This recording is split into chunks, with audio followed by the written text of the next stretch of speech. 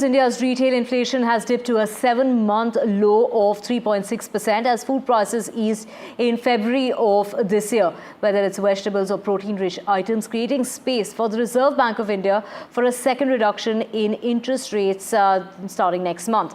The annual change in consumer prices was 4.26% in January of this year. Retail inflation slipped to 3.61% in February, mainly due to the decline in the rate of price. These are the price rise which we had seen in vegetables and protein-rich items, creating the space.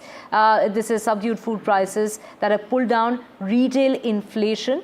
And let's just get you all the details with my colleague Pallavi. India's retail inflation came in at a 7-month low, and this was led by the decline in vegetable prices.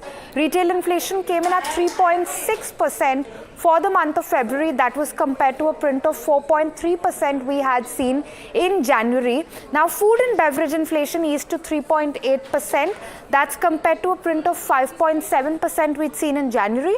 And within that, vegetables contracted by 1.1% after rising by 11.4% in January. Now, the headline figure was also below what was being expected. A Bloomberg poll of economists had pegged median inflation estimate at 3.98% for the month.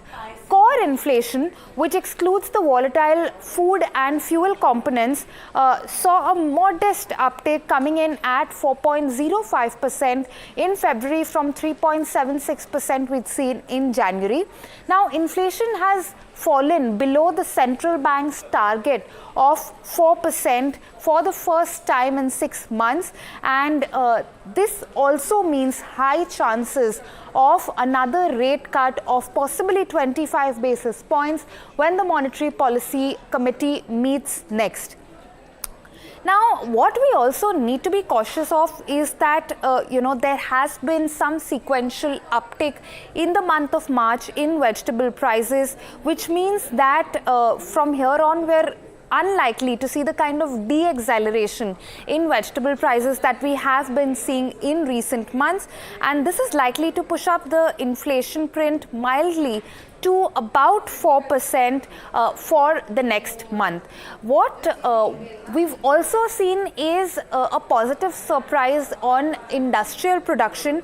Industrial production rebounded and grew by 5% for the month of January. This was after slowing to 3.5% in December. And this uptick was driven largely by manufacturing, which grew on an annual basis at 5.5% compared to 3.4% we had seen in the previous month.